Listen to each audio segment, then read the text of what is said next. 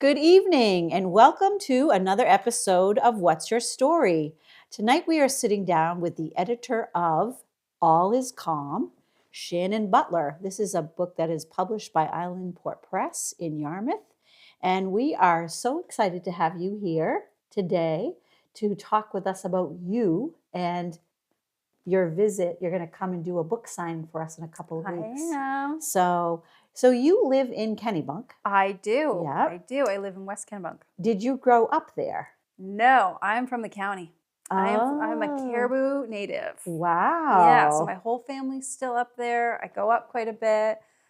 So I transitioned to the coast about 10 years or so ago. Okay. What was it like growing up? Oh, it's fantastic. I mean, Aroostook County is really its own world. It's very, I always say it's Maine's better half. Don't tell this part of the state, it's Maine's better half. It's so community oriented. You're so removed from anything. You know, you're 3 hours from Bangor, which is the closest big city. You really rely on your own communities, which I love growing up with that. Yeah. And people always ask me like, "Oh, weren't you bored as a teenager?" I'm like, teenagers are bored everywhere. Yeah, this is true. Even you know, in New York City. Even in New York City, I know. My partner who grew up in Kennebunk, I always say, wasn't it amazing to go to the beach? And he was like, I didn't really do that as a teenager. So it's just totally, you're used to what you're used to, right? And I loved growing up there. Spent a lot of time outside. Yeah. It's just a beautiful part of the state. Yeah. Siblings? I have an older brother. Okay. Yep. So what did you do? Did you have, I think about agriculture a lot when I think about the county. Yeah. Parents, did they get into that sort of thing? I'm from a farming family. So my parents aren't farmers, but my grandparents, great-grandparents, great-grandparents, great, all the way up the line, farmers, potato farmers. Yep. So you moved down here, you said 10 years ago. Yeah. Why? Oh, I followed a boy. That always that's the reason, story. Right? That's the story. That's the story. So again, I met my partner in college. We went to the University of Maine at Farmington. I got a job down in southern Maine, had nowhere to land. So we ended up just, coming together and staying in Kennebunk because, again, this is where his family is, which has been a really nice way to transition away from, my family up north, is to have a place down here. Do you get up there often to visit? Or I do. I go up every few months or so. Yeah. I always spend the holidays up there. Okay. Yeah, my parents are still up there. That's cousins, great. Aunts, uncles, all of them are up there. So, and working at Islandport, you put this together a few years ago. This has been out for a while. Can you tell us how this book came to be? Yeah, so this book. And how about if we talk about your new edition? So I do have a new edition out. Very happy about that. So this book came about, again, I work in publishing, and getting to be in publishing, I get to really see what people are reading, what the appetite is there for. And I love Christmas children's books. I love them. And I love that tradition that kids have of picking out a book or a story and reading it and the Christmas tree lights and all that stuff. And I thought, it's no fair that adults don't get that same kind of tradition. So I wanted to put together a book of just short, digestible Christmas stories. And I was working amongst really fabulously talented writers. I had read lots of historic things. I'm like, all these stories are out there. Yeah. So I took the time to put them together into a book. So All Is Calm is all true stories of Maine at Christmas time. It goes from pre-statehood, so early 1800s, right up through today, and is a little glimpse into how Mainers spent December for the last 200-ish years. Yeah, it definitely has that. It has a serious Maine feel for sure. Yeah, and so the new edition has a little bit of what did you add to it? So I added photos mostly. Okay. So in the first edition, there really wasn't room for that. We were just going with getting the stories in. But when I did tons of research for the book. So when I was doing the research, especially old newspapers, there were just such cool advertisements and photos and clippings that I kind of stashed away. So when it sold through, the first couple print runs sold, it was ready for an update. And I got to put photos in. That's so really I went fun. through these old newspapers from, again, early 1800s, mid-century, and found businesses and letters to Santa from kids that they'd written into the newspapers. And then I worked with Maine Historical Society to find some really cool photos of like downtown Portland during Christmas. Really cool stuff. Yeah, the sleds, like even some of the plows and the sleds that we used to use, and now, you see these massive orange trucks on the highway. But even, way back, the pictures at the Maine Historical Society, it must have been fun to look through those. They're very cool, and Maine is so lucky to have Maine Historical. There's such a great digital archive that's accessible to anyone. So it made doing research really easy and fun. Yeah. Oh my gosh. And you're going to be visiting with us on Thursday, December 12th at 5:30 p.m. You're going to come and do a book signing for us. That will be part of our Prelude special. We're probably going to do it right here in this room next to the fire. Perfect. We might have a little bit of cider and who knows what else going. So it'll be fun I'm really excited that you're going to be visiting with us during Prelude. Yeah, it's the perfect book for that. And again, it's written in these little, no essay in this book is longer than 5 or 6 pages. So it's truly meant to just take 20 minutes. Right. December's crazy for all of us between everything we have to do and try and squeeze in. So it's a little way to take 20 minutes to yourself, read something festive and Christmassy, and just have a small moment of zen in the chaos. I love it. I love it. Now, if we couldn't make it to your book signing here, where is it for sale? It is for sale wherever books are sold. So local bookstores, chains like Books A Million has it, Barnes & Noble, Amazon, and of course, islandportpress.com. Oh, that's great.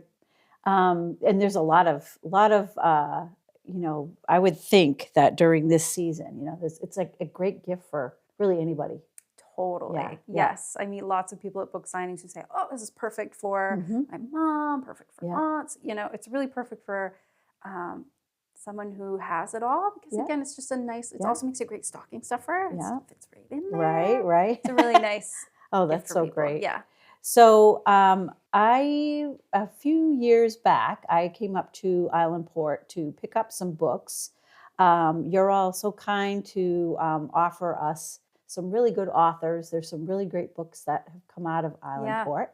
And I got to meet Penny the cat. Penny the cat, yes. And I was really sad when Penny died, but she took care of your warehouse. Yes, she did. Making sure that the mice population was down. Yeah, she was big help. What's it like to work in a publishing house? Oh, it's great. So it's a small office, small team. We're really lucky to have a super talented team of publishing professionals right here in Maine. And it's nice to work at a place small enough that we really get hands-on with the authors. Every book is a labor of love, start to finish. We're really involved. All of us at the office have read almost all of them. I've been there 11 years this month, which means I have like 200 or so books under my belt that I've helped published into this world, which I'm so grateful for. I mean, Maine is so ripe with talented writers and illustrators. And I feel really honored to help anyone get their book into the world. I mean, books are a labor of love for anyone. So to be able to help get those into the public hands is really kind of magical. Yeah, I would think so. And it's not easy on the other end for those of us who want to be authors to send things your way, because you just don't know. Like, I think it takes a certain publishing house for a certain book. Would you agree with that? Oh, absolutely. There's so many different publishers across the U.S. I always say there's a home for just about every book. You just have to find it. So again, Islandport Press's special is Maine books, really focusing on Maine and New England culture, heritage, traditions. So again, I feel really lucky to get to work there in the state that I grew up in and represent Maine. That's great. That's great. So what else do you like to do when you're not working? When I'm not working, I am a big beach person now. Okay. That shine has not worn off of me. Having lived here now 10 years, I still cannot get used to living by the ocean. I love it. I love a good beach day. I obviously read a lot of books in my free time. Yeah. And I'm a big reality TV person too. So aside from books, you catch me watching The Bachelorette every week and all those, junkie shows. I love them. The Golden Bachelor. I've been seeing the commercials for that. I watched the whole season. It's great. Highly recommend. Oh my gosh. I am the opposite of you. I don't do the realities, but I watch all the other, Chicago Fire, Chicago PD. The ones that are on after The Bachelor. Exactly. Yeah. Yeah. So, and what does your partner do? Does he work locally? He does. He is one of the cooks over at the Boathouse. Oh, okay. Yep. Oh, then I might have just had some of his food the other day. I went there for a salad. It was lovely. So that's fun. Oh my gosh, it's a beautiful spot. Yeah, it really is. He's been there quite a while. Yeah. Our producer, Mike Kelly, and I have been known to go down and maybe have a martini every once in a great while. Just every once in a while. So what's on the horizon for you? Oh, I don't even know. I mean, I always am looking at other books to write, right? This is the curse of working around books, is every book sparks an idea for a book. So I have about 10 book ideas at all times. I would love to do like an All Is Calm Junior version, something for kids so that they can share in the same kind of reading at Christmas time tradition. And just I'm always kind of picking away at something in the book world. That's where I'm at. Yeah. I would think you'd have a lot of stories from growing up north. Yeah, I do. I mean, again, it's really like a different world from down here. Sometimes just it's the same but not. The same with the people. They're the same but not. It's a different type of person up there. It's a hardy stock up there, to say the least. And yes, I love reading and writing about my time in Aroostook County. That would be really fun. And it could be just that, my time in Aroostook County. Exactly. There's a couple of books that we have on our shelves down here, and it's like rural Maine, and they are so fun. I sometimes will go back into the stacks, like where things like this are located. Yeah. And it's just fun to look at some of these, like the old writings. Yes, it's very cool. And we have this in our Maine collection because it's Maine, but some of those, E.B. White, they read that historic, beautiful. The language is a little different. When they capture a snapshot of Maine. Has really stayed the same that's one big takeaway from this is Maine really over 200 years has not changed that much. Yes. But it also has, and I think these capture like a really lovely snapshot of how things were. One of my favorites, she's in here, is Helen Hamlin. She wrote the book 9 Mile Bridge, and that's one of my favorite books. She was a game warden's wife and lived in the Allagash, deep in the Allagash. And that book is just a really cool snapshot of a way of living that really doesn't even exist anymore. Yeah. She would snowshoe days to see other people. Oh, wow. I mean, deeply remote. And again, I'm so lucky to have one of her stories in this book, again, of her leaving their cabin deep in the wilderness to go spend Christmas with some fellow people also in the wilderness. Oh, that's so it's fun. Very cool. Yeah. Well, I can't wait for the new edition. I love this one, but I'm looking forward to the one that has, the extras. Yeah, the little. So hopefully visuals. We will have people join us on the 12th at 5:30 right here at Graves Library. Shannon will be here to book sign, sell copies, and maybe talk about growing up and chit chat about Maine books, any of that. All my favorite subjects. That's great. Well, thank you so much for being with us tonight, and we hope you have wonderful holidays. Happy Thanksgiving. We'll see you soon. Absolutely. And we will see you all very soon. Right back here next time for another episode of What's Your Story?